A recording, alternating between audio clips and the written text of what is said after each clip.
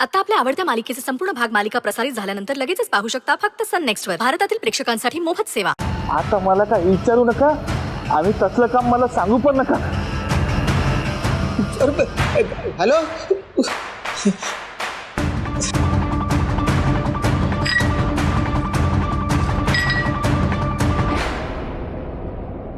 हो हो, आज रात्रीपर्यंत मला मेल आली पाहिजेत. हो, त्यानंतरच मग मी काय ते कॉन्फरन्सवर सांगू शकते. येस येस, ओके,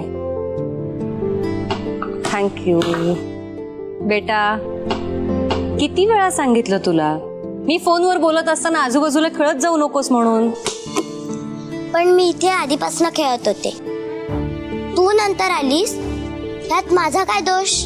तू असं बोलल्यावर तुला कसं समजवायचं तेच कळत नाही मला. Hello ma'am. हॅलो, तुमचा चेहरा पाहूनच कळतंय मला आज तुम्ही खूप खुश आहात. त्याचं कारणही तुम्हीच आहात. मी मी काय केलंय? जे आम्हाला प्रत्यक्ष फील्डवर जाऊन करता आलं नाही ते तुम्ही इथे घरी बसून केलं. Great ma'am. आणि एवढं सगळं करूनही काहीच घडलं नसल्याच्या आविर्भावात वागणं हे फक्त तुम्हाला जमू शकतं. अहो, पण काय झालंय ते सांगणार आहात का? मॅम, आपल्या बसचा प्रॉब्लेम आता सॉल्व्ह झालाय. काय सांगताय? हो, एवढंच नाही तर त्या गुंडांनी आपल्या कंडक्टर आणि ड्रायव्हरच्या पाया पडून त्यांची माफी मागितली. यापुढे कधीच बस अडवण्याचं धाडस करणार नाही असं सांगून त्यांनी तिथून पळ काढला. माझा विश्वासच बसत नाहीये. पुढे काय झालं? काय मॅडम, हे सगळं तुम्हीच घडवून आणलेलं असताना मलाच विचारताय.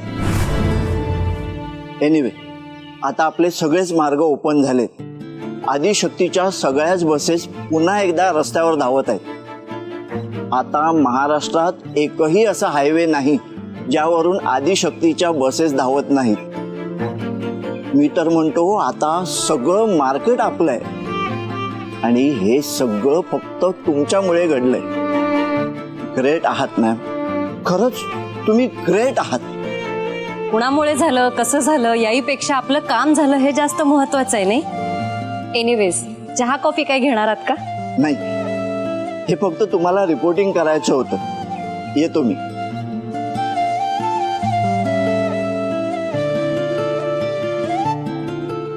कमाल आहे, मी तर काहीच केलं नाही.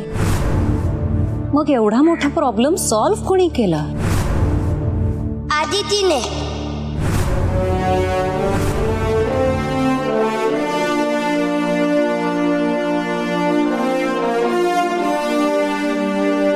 कोणी?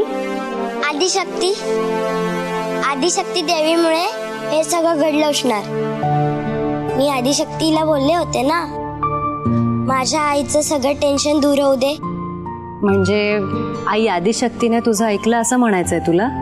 हो, कारण ती माझं सगळं ऐकते हे तुला पण माहितीये ना. बरं, मग माझं एक काम करशील? बोल ना. आई आदिशक्तीला माझ्याकडून खूप खूप थँक्स सांग. ते सांगणारच आहे. त्याआधी तुझं अजून काही काम असेल तेही सांग. देवी आज खूप खुश आहे. तू जी कामं सांगणार ती सगळी कामं ती करणार. काय सांगतेस? अगं खरंच. मग आई आदिशक्तीला आपली शाळा आणि आपली कंपनी पुन्हा सुरू करायला सांग. सांगणार, नक्की सांगणार. पण त्या बदल्यात मला काय मिळणार? तू मागशील ते तुला मिळेल. सांग, काय हवंय तुला? काहीतरी खायला करू का? आज मला ना पाणीपुरी खायची. नाही, पाणीपुरीने तुझं पोट बिघडतं. दुसरं काहीतरी सांग. बघ, तू नेहमी असंच करतेस. आधी विचारतेस आणि मग नाही म्हणतेस. अजिबात नाही. त्या बदल्यात मी देतेच आहे की काहीतरी.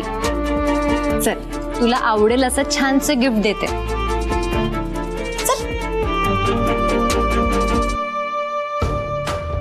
सोडणार नाही, कोणाला सोडणार नाही. सगळ्यात पहिले मी स्वतःला संपेल. अगे संगीता, काय करतेस तू? काय काय बडबडतेस काय? तो तो तो तो चाकू आधी बाजूला ठेव, बाजूला ठेव. नाही ठेवणार, स्वतःला संपवणार. सगळ्यात आधी स्वतःला संपवणार. अगं पण स्वतःचा जीव देण्यासारखं झालंय काय ते तरी सांग ना.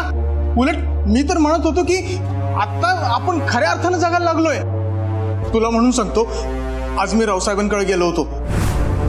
त्यांनी माझ्याकडे भली मोठी रक्कम दिली आहे. त्यातले काही कामगारांनी देऊन उरलेले सगळे पैसे आपल्याकडेच राहणार आहेत.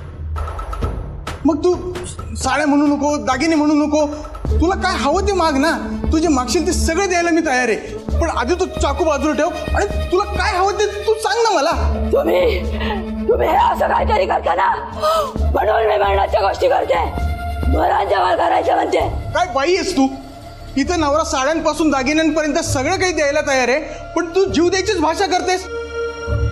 हे असं वागणारी ना तू जगातली पहिली बाई असशील. आणि तुमचं काय? आदिशक्तीच्या कृपेने आपल्याला मिळतंय ना 2 वेळचं. आणि तुम्ही बेमारी करणारे किती पुरुष आहात का?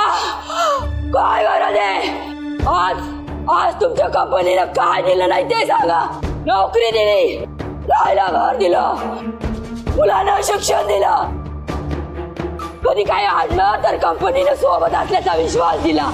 त्यावर तुम्ही काय करताय? त्या बैमान लोकांच्या नादी लागून चक्क आपल्याच कंपनीचा विश्वासघात करताय. आणि अशा विश्वासघाती माणसाबरोबर संसार करण्यापेक्षा मी मेलेली बरी. ए माझी आई थांब, असं नकोस ग करू. मला माझी चूकही कळली आणि आता माझे डोळे उघडलेत. मला मान्य आहे की पैशाच्या आमिषापोटी माझी नियत बिघडली होती, पण आत्ताच्या आत्ता मी ते पैसे परत द्यायला तयार आहे त्यांना. आत्ताच्या आत्ता पैसे परत गेले पाहिजे, नाहीतर. हा बघ, मी आत्ताच ते पैसे परत करायला निघालो. पण तू तुझ्या जीवाचं काही बरं वाईट करणार नाहीयेस हा?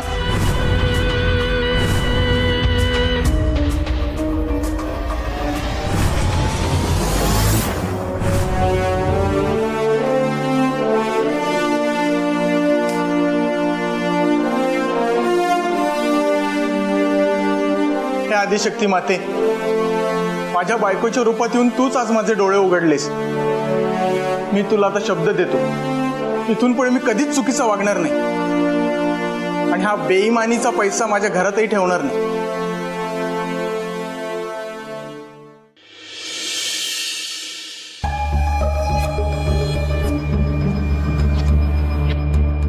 काय झालं साहेब? गेम फिरला. म्हणजे तो आदिशक्तीचा युनियन लीडर. कोण तो? जगदीशराव पानझडे? हो तोच. त्या दिवशी आपल्याला संप करतो म्हणून प्रॉमिस देऊन गेला, त्या बदल्यात पैसे पण घेऊन गेला. मग संप नाही केला त्याने? नाही ना, वर म्हणतोय की यापुढे कधीच संप होणार नाही असं त्याच्या युनियनचं म्हणणे. त्याची एवढी हिंमत.